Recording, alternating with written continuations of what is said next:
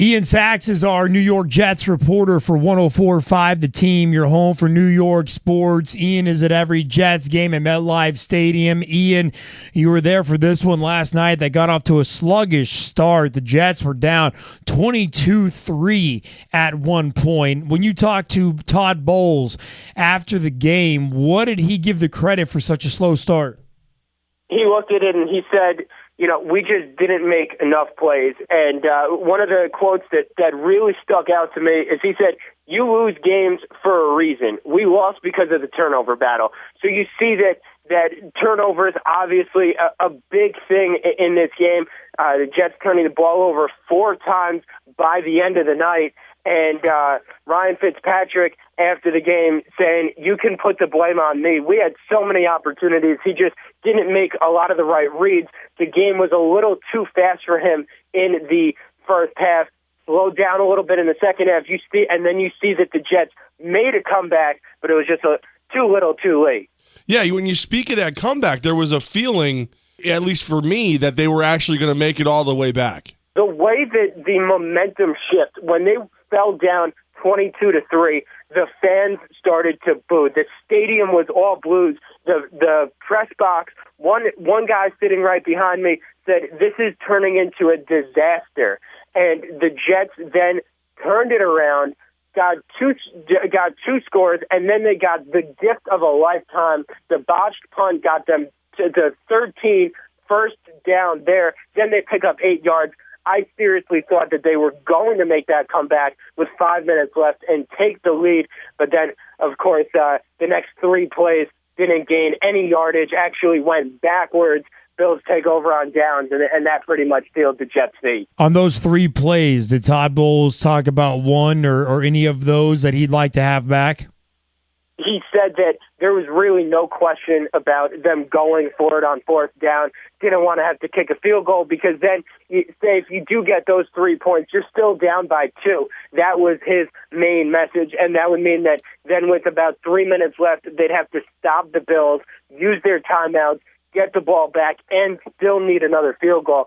So he definitely was going in the win-now mentality, and I think that was definitely the right move. When you think about the kicker scenario for this team, you think, a 20, 25, 30-yard field goal for the first one there, not that bad. But then if you do get the ball back, you might be faced with a 50-yard field goal and not Nick Folk kicking. I think that absolutely the right call there for Todd Bowles to go for it on 4th down. Obviously, it didn't work out for New York, though. All right, so I'm watching from home. I want to know what it looked like on the field. It was rainy, it was nasty, and there was a bunch of Christmas ornaments running at each other. What did you think of the Color Rush game?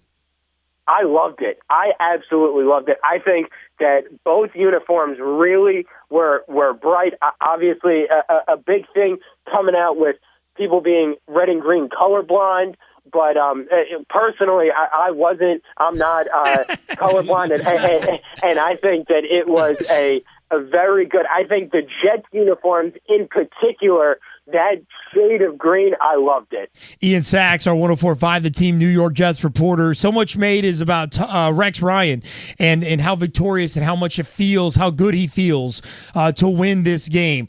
You've been at every Jets game. You have been around Todd Bowles when he has lost. Did he seem at all any more defeated than he does usually? I think it wasn't so much the Rex Ryan factor going up against having Rex Ryan come in, going up against his former team. I think Todd Bowles was more disappointed in the way his team played. Another quote that really stuck out to me of his was he said, "I'm not concerned about where the team is right now. We just have to get better. We just have to not turn the ball over. We have to be better in different situations." So he wasn't at all concerned about the Bills or Rex Ryan or anything of that nature. Todd Bowles was concerned about his team, and that is exactly what he's going to have to do in order to get this team ready for Houston 9 days from now. Ian Sachs, our 104.5 The Team Jets reporter. Ian, what is your favorite food to have in the press box at the Jets game? No question about it. The cookies. I tell everybody that I talk to, the cookies at MetLife Stadium are the best cookies that I've ever had in my life. Well, they have a cookie buffet. Yeah, I feel like I'm talking to a young Armen. Yeah, can you tell who has walked them through this process so far? Right. There's your mentor, Cookie Boy over here. Yeah. It's a great move by you, Ian. Well, you've got the chocolate chip cookies. You have the sugar cookies, the oatmeal raisin that have nuts in them, and then, of course, my personal favorite, the white macadamia cookies. Just the entire spread is incredible. So Ian can break down a Jets game or a cookie buffet. Doesn't matter. Yeah, that doesn't matter. If it happens at MetLife, I'm your guy for it. Well, and I would hearken to say that Ian's probably good at bringing home leftovers, too. Like, if you really play it right, sometimes if you need to bring some baggies with you and stuff some extra and Ziploc them up, think of that for the future, advanced. too, Ian. That's advanced, right? You know what I'm saying? I've already started doing that the last two games. Well ahead of the game, Ian Sachs, 104.5 The Team, Jets beat reporter on Twitter at Ian R. Sachs. Ian will do it again for the next Jets game, my friend. Sounds good. No problem. Thank you, guys.